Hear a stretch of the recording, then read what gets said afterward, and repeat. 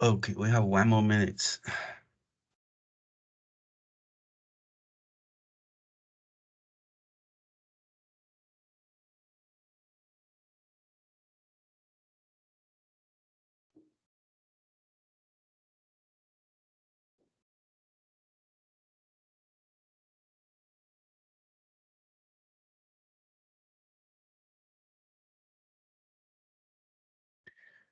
Okay, so can we start now? Yes, sure. Okay, so hi, hello everybody. Thank you for joining this webinar today. My name is Quan Li. Full name is Quan Zhen Li, but you can call me Quan Li. So I'm a CTO, Chief Technology Officer at Gencopia, responsible for Autoantigen Microarray platform. So today I will be talking about the antigen microarrays for high throughput antibody screening in autoimmunity and immune-associated disorders. So OmicsArray is our brand name. So today, first I will start with some introduction on the autoimmune and the autoimmune disease. So autoimmune is the immune response of an organism against its own healthy cells, tissues, and other body constitute. Basically, our immune system does not attack our own cells and tissues. But when our own immune system have reactions against our own body tissues, the autoimmune happens. So basically, it involves the autoantibodies that the our B cells can produce the antibodies against our self antigens. We call it autoantibodies, and also our T cells can also become the self-reactive T cells. So autoimmune actually it's happened in everybody. It's a uh, commonly happened in our human bodies. But when you have autoimmune, it doesn't mean you have autoimmune disease because low-level autoimmune is it's our self mechanism that protect ourselves. But when our immune system uh, autoimmune lead to tissue damage. So that when that happens, it can cause autoimmune disease. So that means when your antibodies attacked our body's tissue and cause disease, all the T cells are reactive and against our own body component that can cause autoimmune disease. So theoretically, all body parts can be involved in the autoimmune disease. Right now, there are over 100 autoimmune diseases has been recognized. There's an estimate that about 5 to 10% of the populations worldwide were affected. So that means more than 500 million people worldwide are living with an autoimmune disease. So based on the involved tissue or organs, the autoimmune disease can be divided into systemic autoimmune disease and organ-specific autoimmune disease. So systemic autoimmune disease is an autoimmune disease that attacked the antigens all over the body. So like as we know, the lupus is a typical systemic autoimmune disease. It can be involved in any tissues or antigens in the body. And organ-specific autoimmune disease means that uh, the antigen targets are organ-specific or tissue-specific or cell-specific. So that autoimmune disease is happened to the specific organ or tissue. Uh, so autoantibodies is the most important part of the autoimmune disease that cause autoimmune disease. So autoantibodies is the antibodies produced by the autoreactive B cells that against our self component. So the antigen, autoantigens are the target of the autoantibodies. The autoantigens can be any component of our body, like the proteins, nucleic acid, sugars, lipids, any of the our body's component can be the target of autoantibodies. So autoantibody is the hallmark feature of the autoimmune disease. So it's hard to diagnose with for autoimmune disease without the autoantibody as a biomarker. So, uh, so autoantibody is also the biomarker for immune-associated disorders.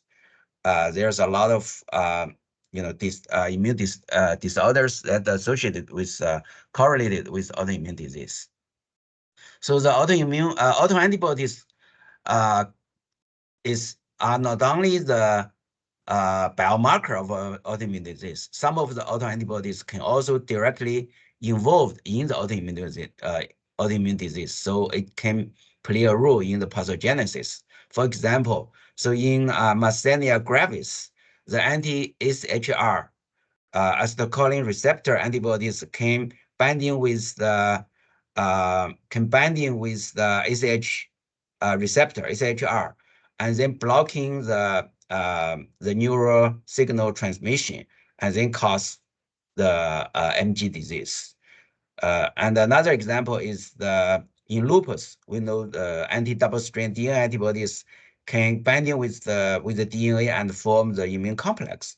And this immune complex can precipitate in our tissues, for example, the joint or kidney, and then cause the lupus symptoms. So far, there are over 100, couple hundred autoantibodies have been identified, which are associated with the autoimmune disease.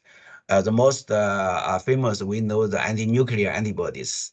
There are, a lot of antibodies against the different nuclear component of our body. So we call it anti-nuclear antibodies, which is the most significant features of the systemic autoimmune disease, and some other autoantibodies have been identified. Here's at least part of them. So there are five isotypes of the autoantibodies. The most significant are the IgG, and also IgA and IgM. So there are also IgE, which is commonly associated with allergic disease, and IgD, which is not very common. So the most common isotype of autoantibodies are the IgG, IgA, and IgM. But clinically, most detected antibodies are the IgG. Regarding the origin of the autoantibodies, right now the origin of the autoantibodies is not very clear. There are two mechanisms regarding the origin of the autoantibodies. One is called the cross-reactive antibodies against pathogenic antigens. So we know our bodies are attacked by millions of different microorganisms. So some of the microorganisms, such as virus, bacteria, when they live in our body, our immune system can produce the antibodies against this component of the microorganisms. So the antibodies against the virus, part of the virus, can also cross-reactive with our body's own antigens. So these antigens, we call the cross-reactive antibodies. So they can binding with our own antigen and cause autoimmune disease. Example here is the Guillain-Barré syndrome. This Guillain-Barré syndrome is the neuron autoimmune symptom, which is caused by anti-GM2 autoantibodies. So GM2 is the component of our neuron system. So when flu virus or COVID virus infected, so our immune system can produce antibody against the virus, but this antibody can also cross-react with the GM2 antibody antigens in our neuron system, and then it can cause chronic inflammatory demyelinating polyneuropathy. It's called CIDP. Studies have indicated that many of our human autoimmune disorders related with respiratory virus-induced heterologous immunity. So, when analyze the sequence of the pathogens, the upper respiratory virus pathogens. So we found that there's some epitopes, shared epitopes of the virus with our own tissues. So those antibodies against the virus epitope, so could be the binding with our own epitopes and cause some of the autoimmune disease. And the second mechanism of the origin of autoantibodies are modified apoptotic cell debris.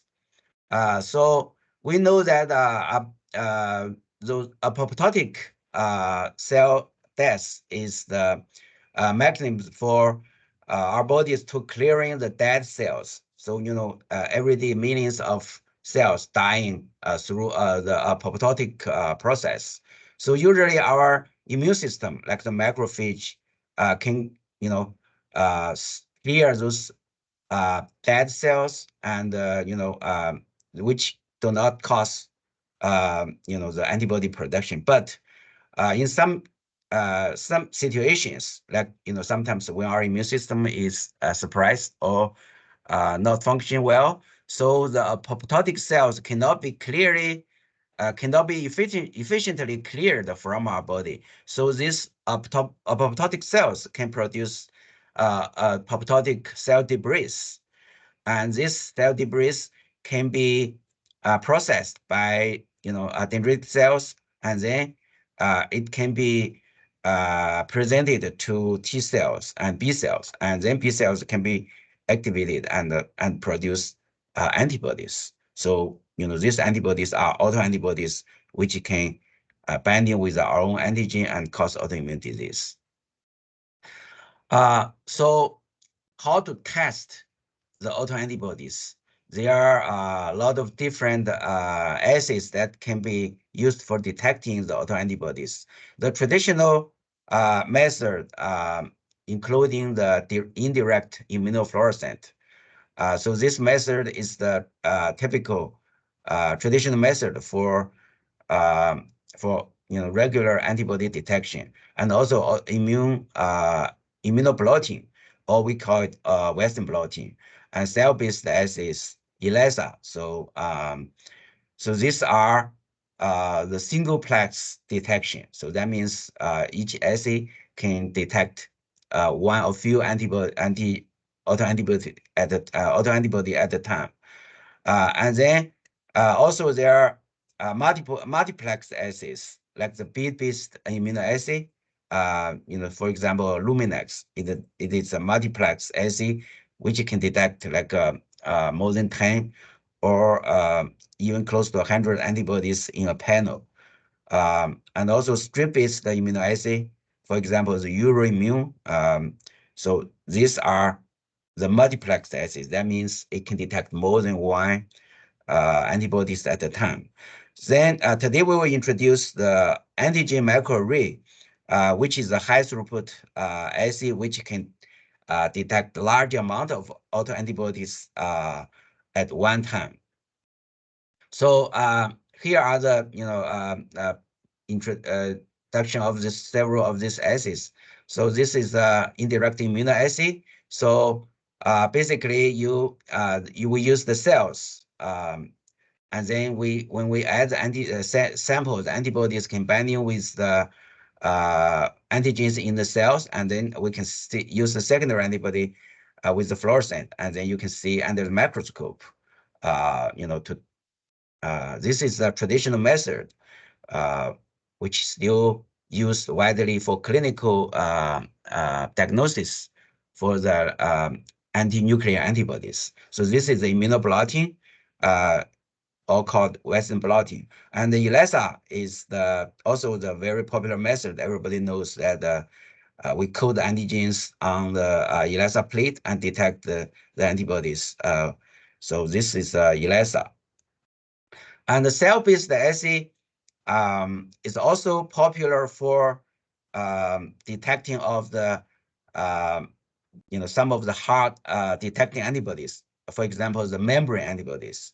So so the mechanism is we engineer the cells, like the cells express some of the membrane antigens on the surface of the cells, and then these cells can be used for detecting the antibodies in the serum, in the samples. And then after the antibody binding with the antigens on the cell surface, so we can use the secondary antibody, which is fluorescent labeled, and then to detect the antibodies that binding with the antigens on the cells. So this one is the cell-based assay that we can also provide this as a service for some of the membrane antigens. So today I will focus on the multiplex assay. So multiplex assay, this is the Autoimmune. It's a strip line plot. It's strip assay that you can print the multiple antigens on the strip, on the memory strip, and then use it for detect antibodies. So this is a strip assay, and the Luminex is a bead. So basically, you can bind, you can conjugate the antigens with the with different beads, and then use the Luminex reader to detect the beads. So this is the Luminex assay. I will not introducing more for this method, but I will focus on the high throughput antigen microarrays. So antigen microarray is a high throughput assay. So you can print multiple antigens, hundreds, even thousands of antigens. The antigens can be proteins, nucleic acid, enzyme, peptide, or pathogens or allergens. So you can collect all these antigens and use the robot to print these different antigens on the surface of the chip.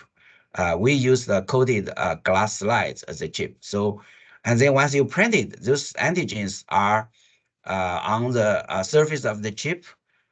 Each antigen has a position on this chip, and then we can use these antigen array chips to detect the antibodies in different samples of serum, CSF, and all other different samples. And then the antibodies in the sample can bind in with the different antigens on the array. And then, we can use the secondary antibody labeled with fluorescent or enzyme to detect the antibodies that binding with the antigens. And then this, we use a scanner to scan the chip, and the antigen binding with the antibodies, have different signal intensity. And then this signal intensity can be converted into, their the data, so which we can analyze the antibodies with different software. So for antigen arrays, so their high density antigen array can contain thousands, even over 10,000 antigens on one chip. So so the highest density array in our system is the 16K array. So we basically printing 16,000 antigens, including proteins, peptide on one chip. So you can use this array to screening large amount of antibodies from the sample. And the second type is the medium intensity array. So usually this medium intensity array contains less than 200 antigens. But on each chip, we can print multiple arrays. Like this chip, we print 16 arrays. That means with one chip, you can detect 16 samples at a time. And also, you can detect two types of antibodies if you use different fluorescent labeled secondary antibodies. So, for in this example, we use anti-IgG and anti-IgM, which is labeled with red and green color to detect, antibodies. These two type of antibodies. So, and also lower density, you can print more arrays because they have less number of antigens. So for low density, we have 30. We have on each array we have 32 arrays on each chip, and then you can also detect like 30 or less than 50 antigens. So this is our customized array. So the process for biomarker detection is first the regular use method. People usually use the high density array to do the screening. So if you want to detect the novel biomarkers from a certain disease, so first step is to use the high density array to screening small amount of samples. For example, if you have some certain autoimmune disease, samples from autoimmune disease patient, and then you also have the healthy control patient samples, and then you can use first step to screening these samples, use a high density array, screening small number of samples, because this array usually high density very expensive. So it's over $1,000 per chip. So we use it to screen small number of samples. Once you identify some specific target you are interested from this high density arrays, and then you can select this biomarker, and then make a small array. Like, if you select less than 100 antigens, and then we can make a small array. And then this small array can be used to screen large amount of samples. For example, you can increase the samples in each group over 100 or even couple hundred samples, and then do a large number of screening. And then you select the targets that has significant difference between the disease and the control group, and then we use other methods like ELISA or cell-based assay for validation. So this is the process for identification of the novel biomarkers in the disease. So right now we have developed 16 antigen microarrays in our system. So the most high density one is we call PA014, PA14, which contains 16K antigens. And then all the rest of them are medium arrays, including the systemic autoimmune associated antigen array, which we call PA001, contains 120 antigens associated with common autoantigens. And then all other arrays like the PA002 is the brain and neuron associated antigen arrays, contains 120 antigens related with the neuron specific antigens. And then we have cancer specific antiphospholipid. All these antigens are listed on our website. So our arrays are we divided into two types. One is a systemic autoantibody profiling array. So including the medium-sized array, like most of the array contains 120 antigens in duplicate. So most popular ones are the systemic autoimmune associated antigen array, brain and neuron-specific antigen array, cancer-specific antigen array, phospholipid antigen array, and the cardiac autoimmune antigen array. These are the most popular one. And also we have infection and the vaccine associated autoantigen arrays. And also we are developing disease-specific antigen arrays. Those are the smaller arrays, usually contains less than 50 antigens. For example, we have an ENA antigen array, which is 32-plex, including most of the ENA and the ENA arrays. And we have a myositis-specific antigen arrays, which contains more than 20 myositis-specific antigens. We have these antigen arrays are small and more focused on some specific disease or some pathways. So the advantage of our OmicsArray are we use the full-length proteins.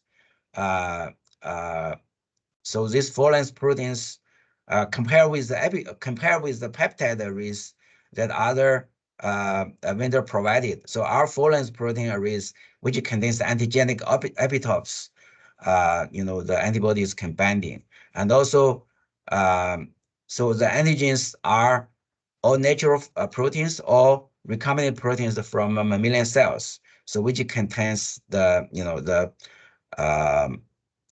antigen epitopes, and also we printed on the 3D structure, 3D surface, which can keep the antigen conformation. So that is an advantage for detecting some of the antibodies which against the conformational structure. So our array usually it's 16 contains 16 arrays on each chip. So we usually suggest to use one array on each chip as the negative control. So basically you can process 15 samples, up to 15 samples on one chip.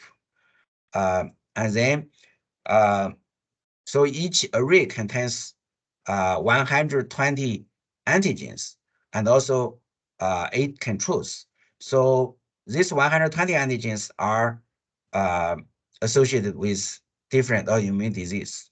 So that means on each array, you can detect 120 autoantibodies simultaneously. And also with the different fluorescent labeled secondary antibody, you can detect different type of autoantibodies, like IgG, IgM, or IgA, IgE, or antibody subtypes like IgG1, IgG2. So the sensitivity is high. The sensitivity is less than 100 picogram per ml.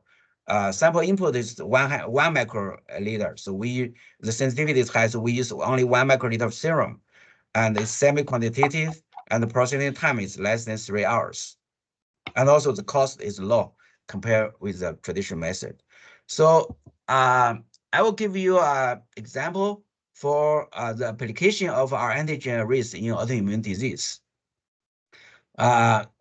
So here are the the method that the publication that use our arrays for their different studies. The most popular one is the biomarker identification in autoimmune disease. So we use our array for identify the biomarkers from different autoimmune disease.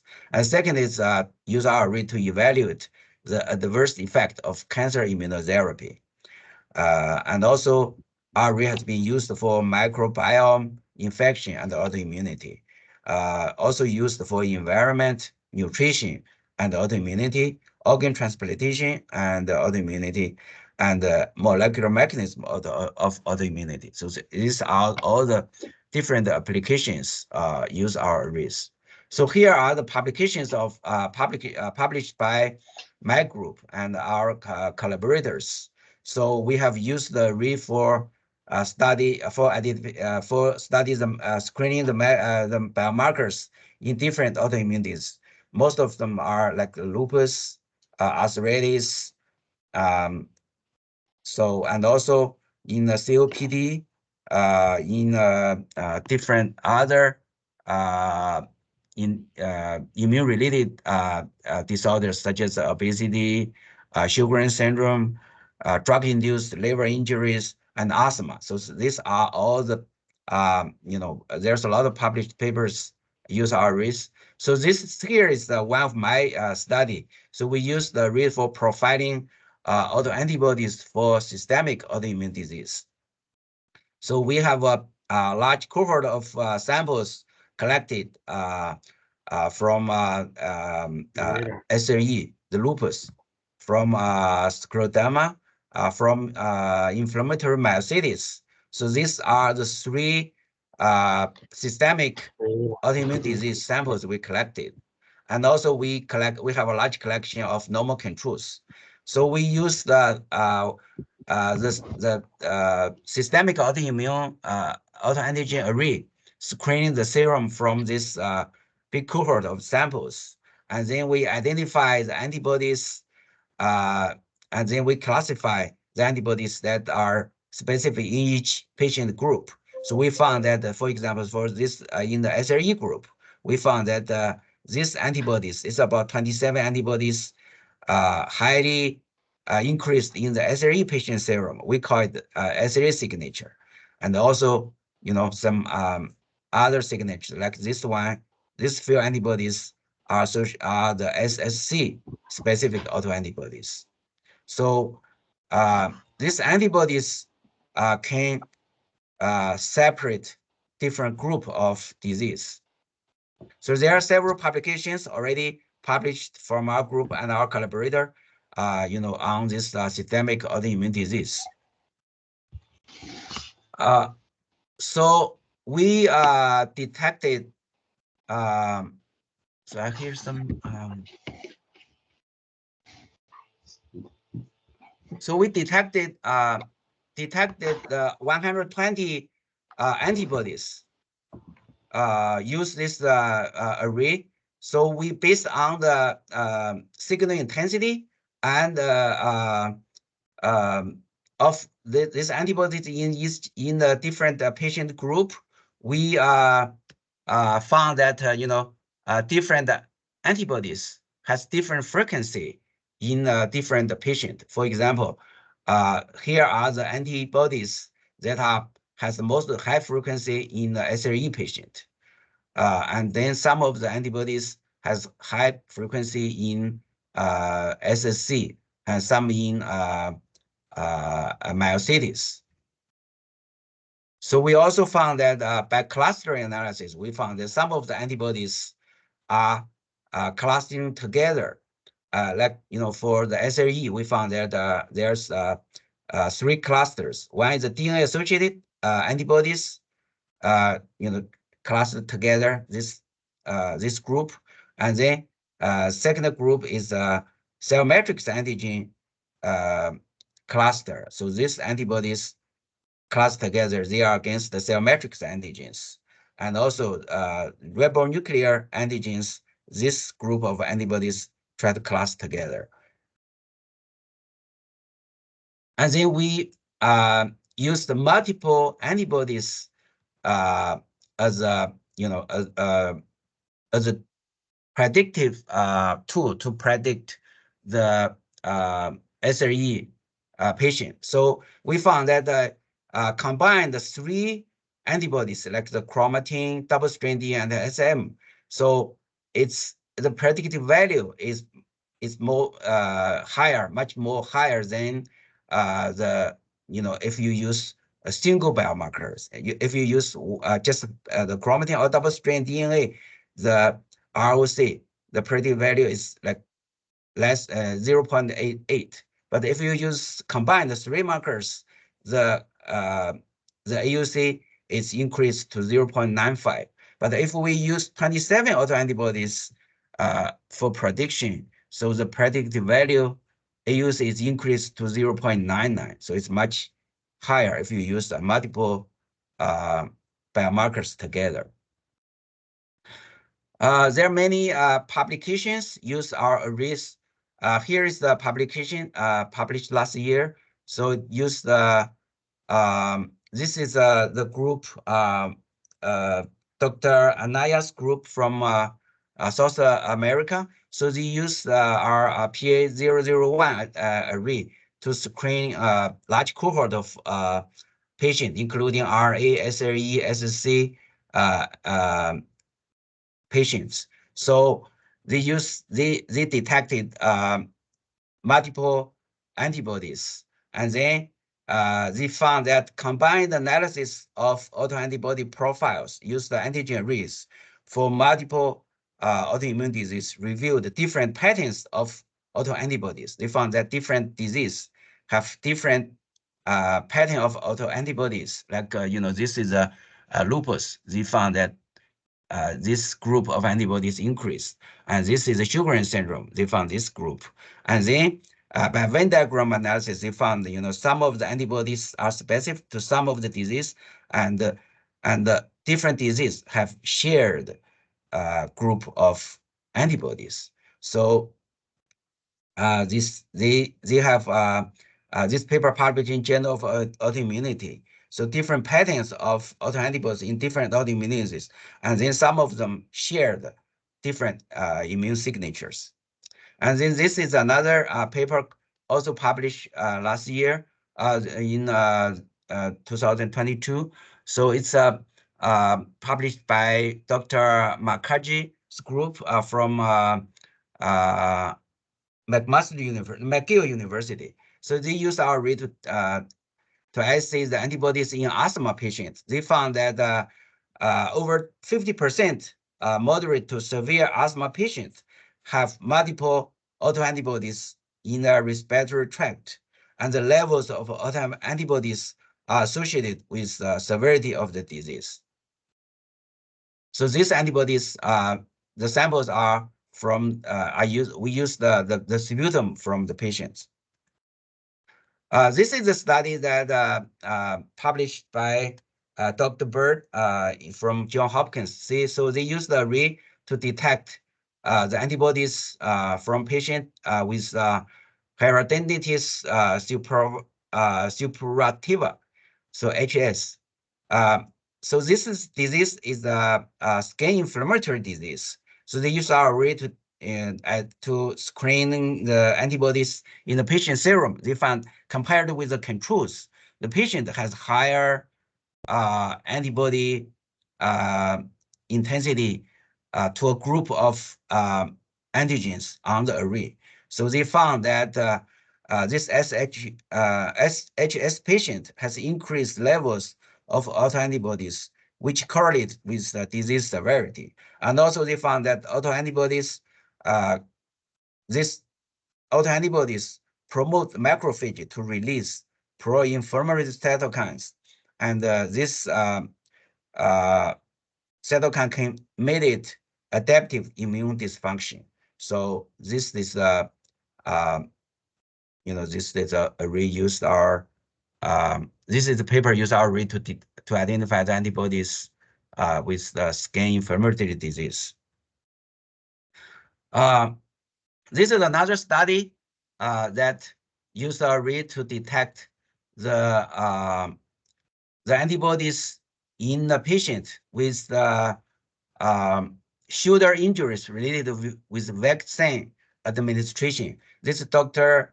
Berger's group from Switzerland. So they have a group of patients that has shoulder injuries after they have vaccinated with the flu vaccine.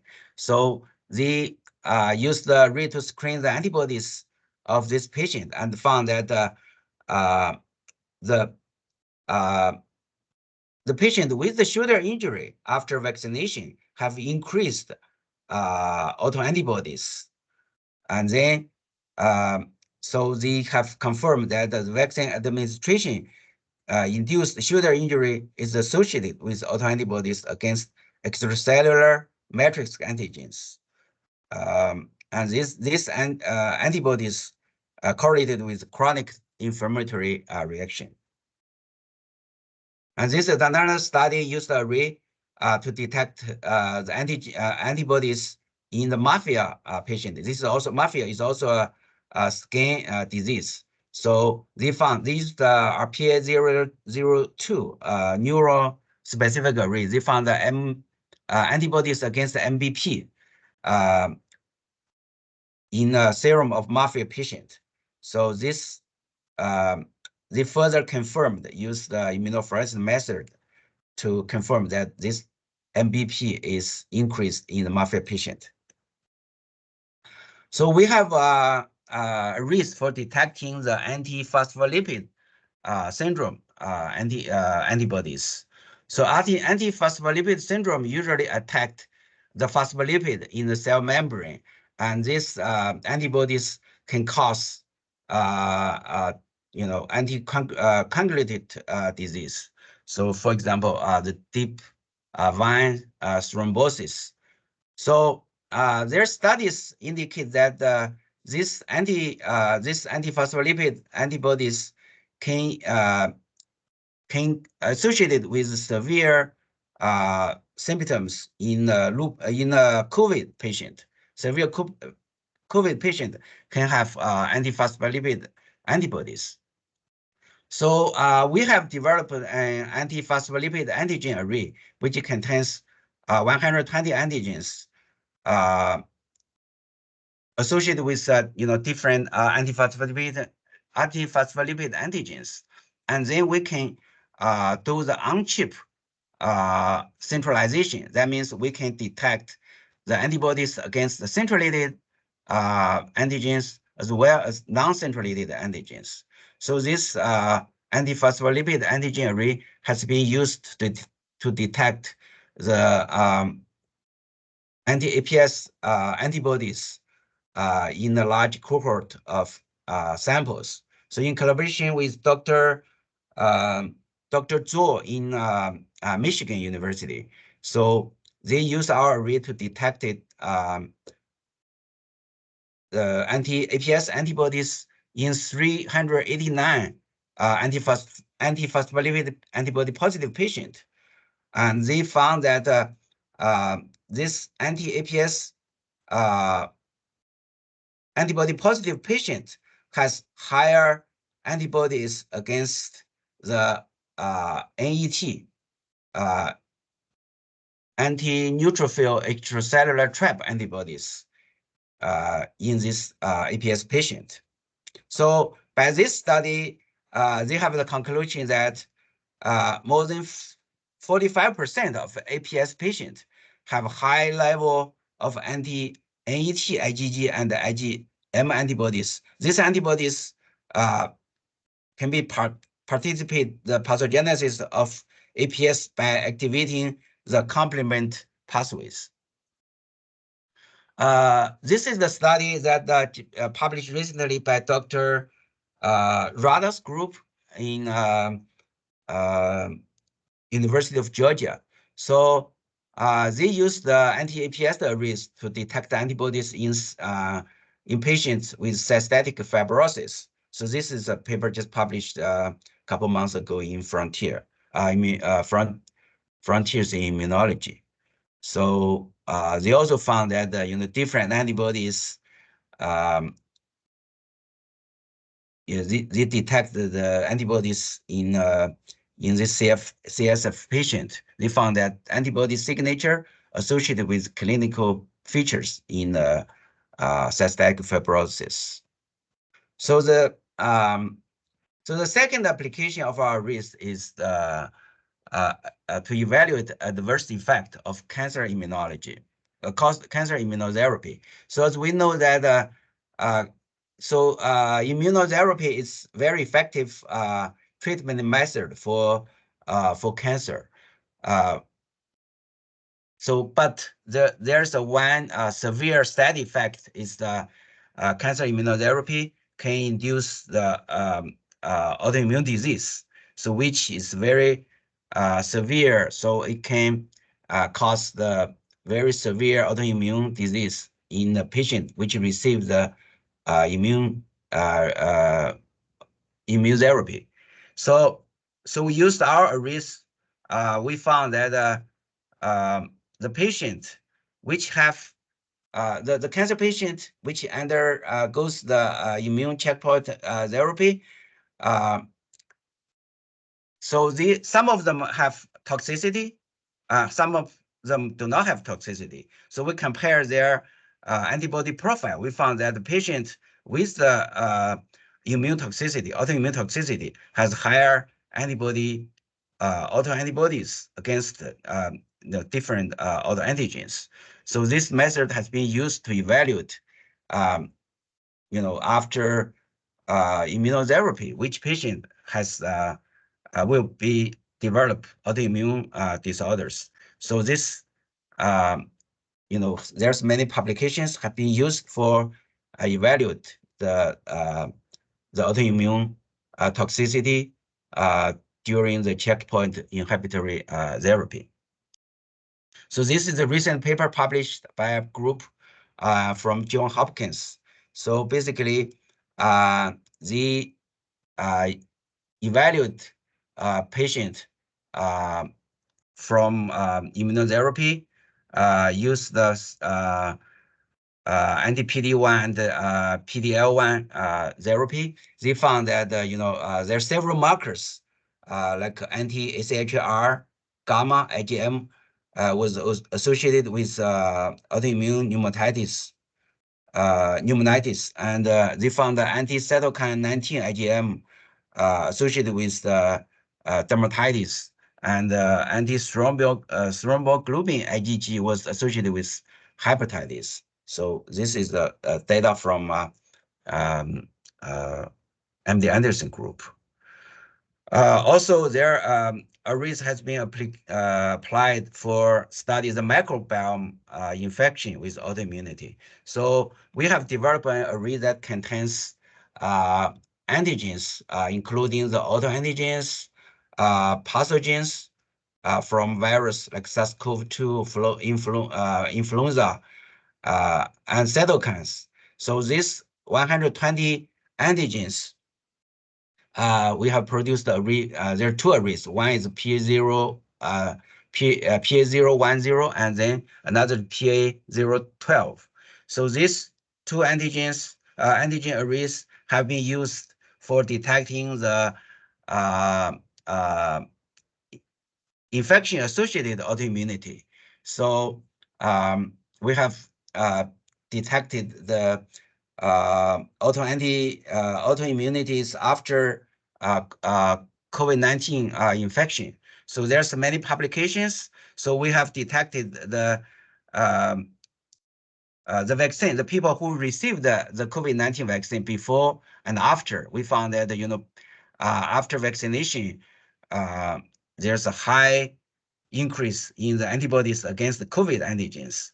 And then this array has been used to evaluate the antibodies in long COVID. This is a publication in the European Respiratory Journal published last year. So basically, they collected the patient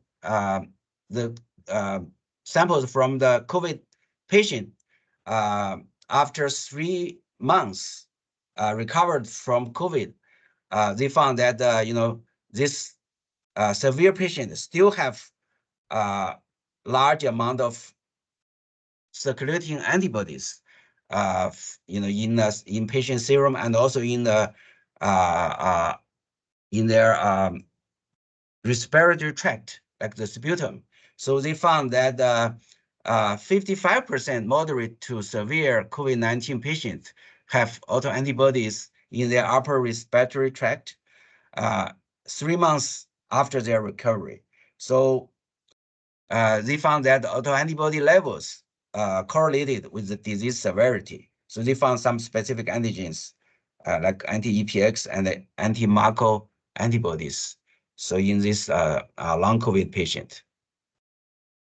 So this is a study from, we in collaborate with Dr. John Weiss group at the Medical University of South Carolina.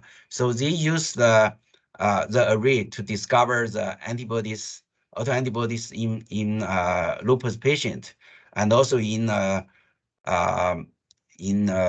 this patient with the HIV.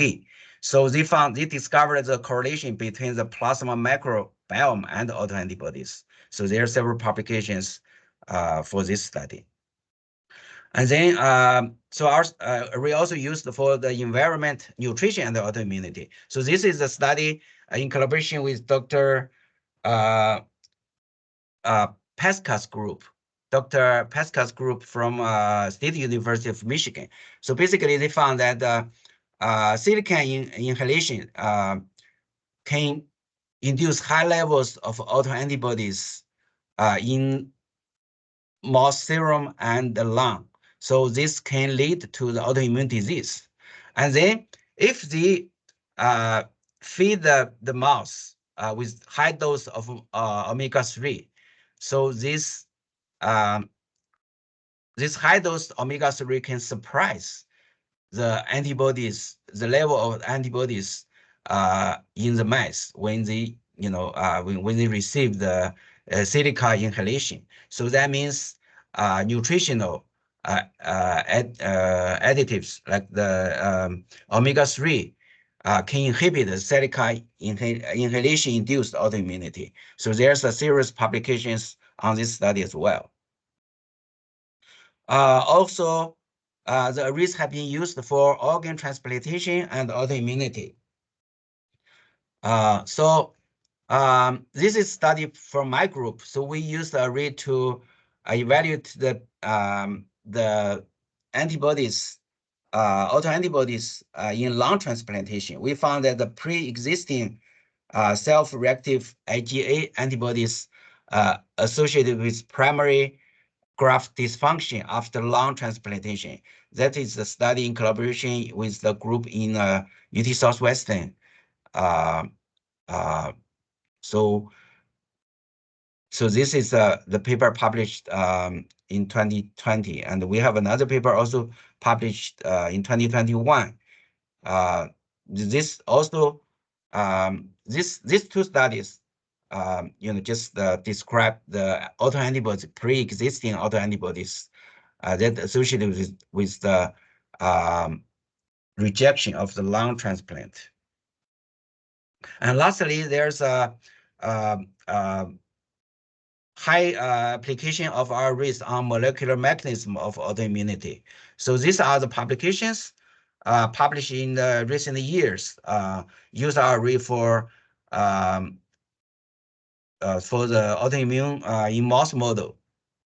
So just give you one example. So this is the group from Dr. Liu from Tsinghua University. It's published in Science. So they basically they have found that the polymorphic variant in the IgG1 gene coding region is the G to R mutation in the position 396. So they found that the Asia population, which carried this mutation in their gene, in their IgG1 gene region, have a higher risk to develop lupus. They are, this is a risk allele, risk variants. And then they use our array to screen this patient. They found that actually the population, with this mutation, with this variant, have higher autoantibody levels. So this is one of these publications used our array for identify the antibodies which are associated with the with genetic variants. And then this same group, when in the other study, they found that a group of people with group of colon cancer patient, if they carry this same mutation in their IgG1 region, this patient has better survival rate. Has a better survival. If they have this mutation, then the group compared with the group that do not have this mutation. So then they we develop custom array to detect the autoantigens and cancer antigens. They use our cancer antigen specific array to detect the autoantibodies. And then they found actually this patient which has a higher survival also has a higher antibody levels against a group of autoantigens. So that means the patient with this variant has the protective rule for the colon cancer patients. So this paper published last year in JCI. So this is another study. With Dr. McGill from St. Jude's Children's Hospital. So, Dr. McGill also my collaborator. So he is interested in study the flu vaccine, flu virus and autoimmunity. So they found that that the patient who have the children who have repeatedly have flu infection or receive the flu vaccine, they have increased susceptibility to autoimmunity. So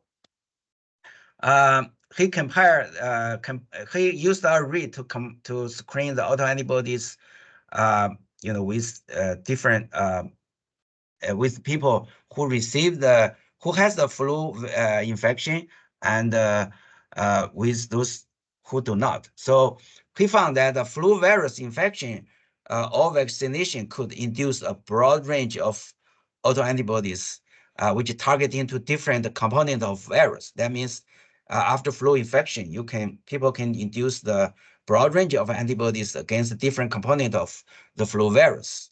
And also, they found that those autoantibodies can induce the susceptibility of inflammation and autoimmune, also increase the risk of autoimmune disease. So this paper published in a Cell report.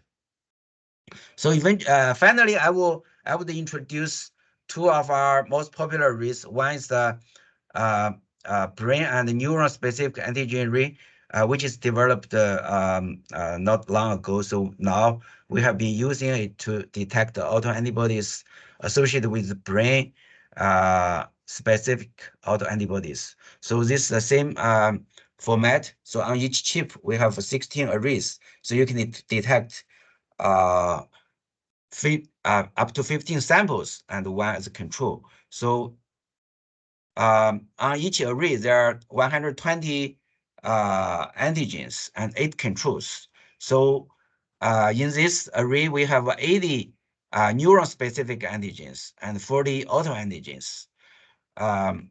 So we only need 1 microliter of plasma or 5 microliter of spinal fluid. So simultaneously detect 2 types of antibodies, IgG or IgM or IgA. So this array has been widely used. So these are the list of antigens on our neuron-specific antigen array. So a lot of them are membrane proteins. So like the AQP4. So this is a protein. This is the antigens with multiple transmembrane domains. So which is hard to detect. Use other method. So we have this antigens which is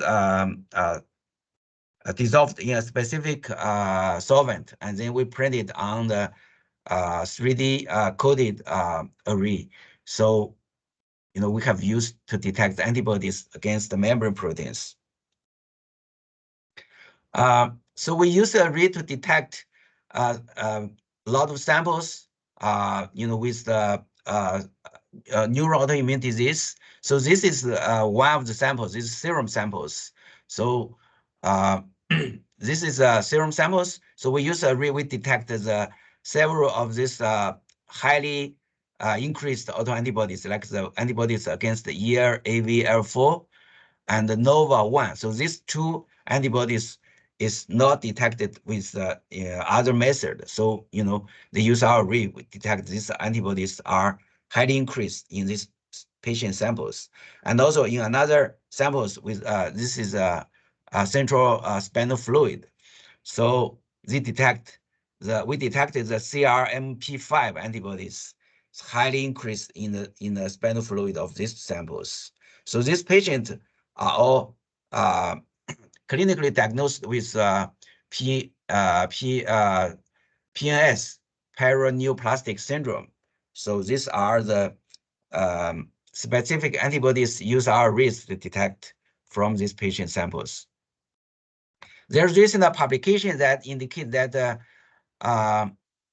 autoimmune patients in neurological patients are much more common than presently suspected. So this is a review paper. They found that autoreactive antibodies were detected in 102 in 55% of the CSF samples of non-stroke immunological patients. And then this rate is 35%, 35-fold higher than generally expected. So that means the detection of autoantibodies against neuron-specific antigens are highly needed for the neurological patients.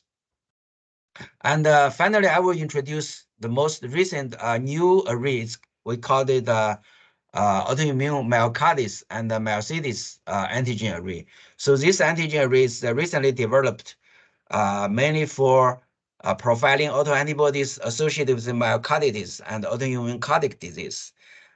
So in collaboration with a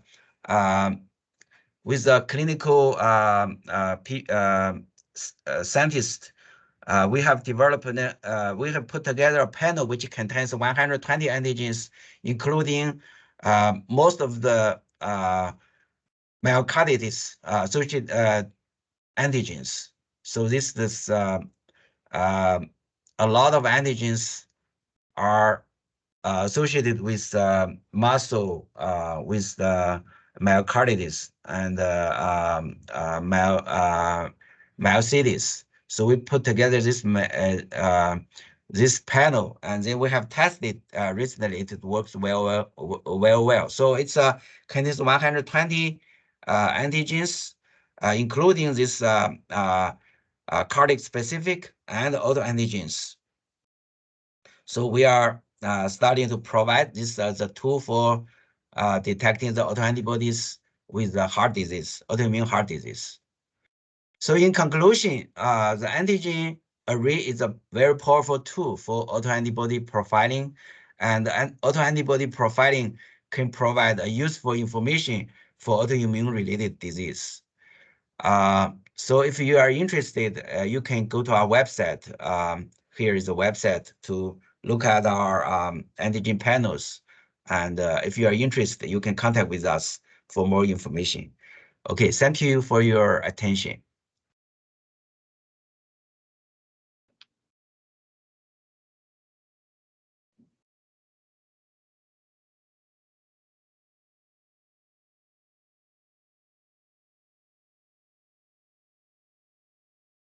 Okay, so I think this is the end of the webinar today, and thank you all.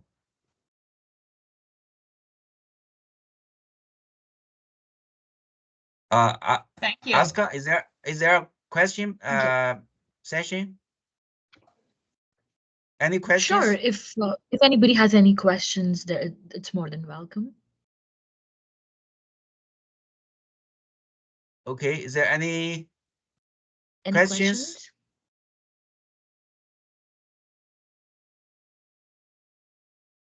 Okay, so hello? And we will Hello? be sending out an email with your special discount coupon code. Do you have any questions?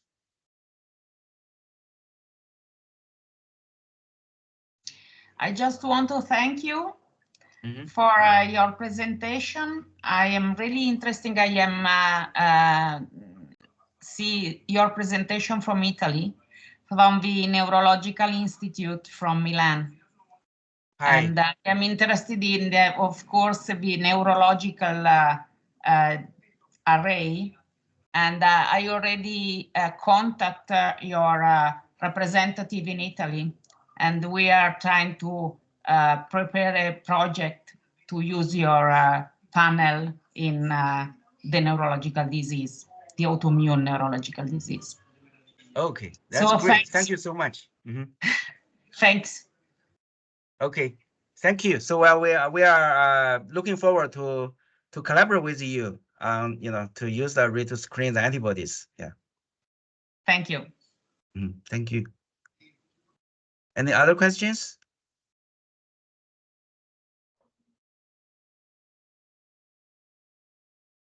Okay, if no more questions, that's the conclusion of today's webinar. If you have any questions or are you interested to use our arrays, please contact with us. Okay, thank you so much. Thank you so much.